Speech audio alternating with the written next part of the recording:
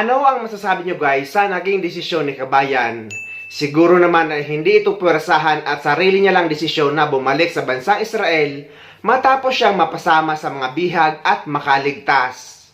Meron na siyang lifetime pension or panghabang buhay na benepisyo galing sa gobyerno ng Israel at nakatanggap na sila sa isang buwan or sa unang buwan ng nagkakahalaga ng 140,000 in peso. Pabalik na sa Israel ang OFW na si Jimmy Pacheco, ang isa sa 2 Pinoy na dinukot at kinalaya ng grupong Hamas.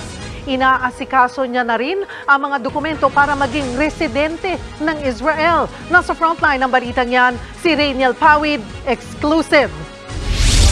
Kasama ng kanyang pamilya, hinatid ng News 5 ang OFW na si Jimmy Pacheco sa NAIA kaninang umaga. Isa si Jimmy sa 2 Pinoy na dinukot at pinalaya ng grupong Hamas. Babalik si Jimmy bilang caregiver sa Israel sa kaanak din ng kanyang employer na pinagbabaril ng Hamas. Pamilya na raw kasi ang turing niya sa mga inalagang Israeli. Bago umalis, isang mahigpit na yakap ang ibinigay ni Jimmy sa kanyang misis, 3 anak at nanay. Malungkot, alis naman ako sa problema ng pamilya ko.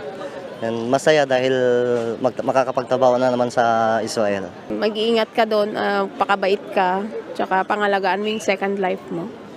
Sa kabila ng mga nangyari sa kanya, nilalakad na rin ni Jimmy ang kanyang mga papeles para maging lehitimong residente ng Israel. Kabilang yan sa pinangako ng Israeli government kay Jimmy bilang isang war victim. Yearly po siguro uuwi na siya. Yung residency po, inaayos po ng attorney po yun. Posible bang dalhin mo yung pamilya? Kapag maayos ko na po siya, talagang papasyal po sila doon siya.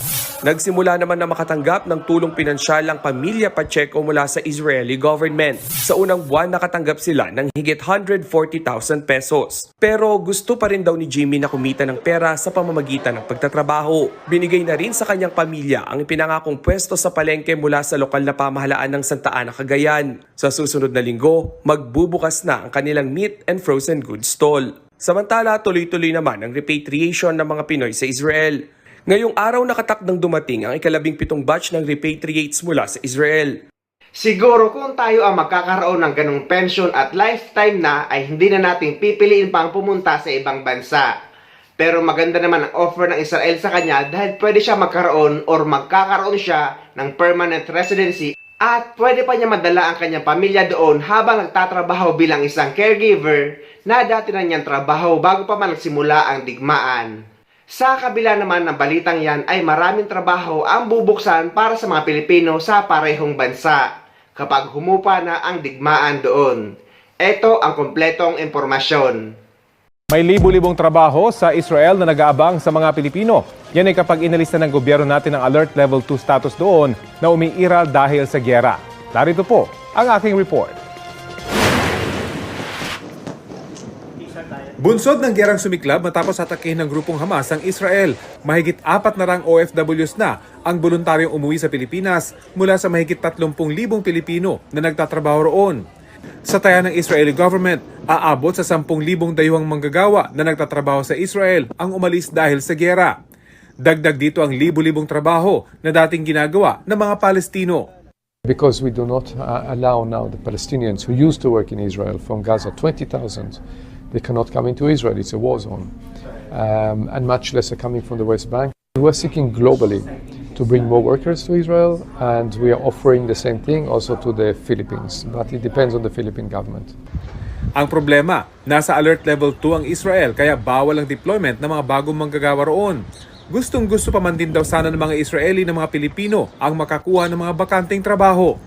The sentiment is even stronger, meaning even before October 7, Israelis prefer to have as caregivers Filipinos.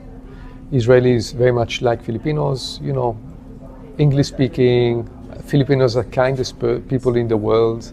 Bukod sa mga caregiver, marami daw ang bakante sa sektor ng hotel industry, agriculture at construction. Hiningi namin ang reaksyon ng DMW at DFA pero wala pa silang tugon kung kailan maaaring ma-lift ang Alert Level 2 status ng Israel. Ayon naman sa DOLE, bagamat sana manatili sa bansa ang labor force ng bansa, malaking bagay ang libu-libong job vacancy sa Israel. Any additional job, especially nabanggit mo 20,000, malaking bahagi yan na makakaluwag doon po sa mga kababayan natin. Mapalad ang mga gusto maging OFW ngayon dahil kaliwat kanan na ang job hiring abroad. At kahit nga sa mga delikadong bansa ay susuungin ng mga Pilipino dahil real talk lang sa bansa natin kapag tumungtong ka na sa edad 30 ay mahihirapan ka na maghanap ng trabaho. Kaya ang ending ng mga Pilipino sa bansang Pilipinas ay magiging isang OFW. OFW ako,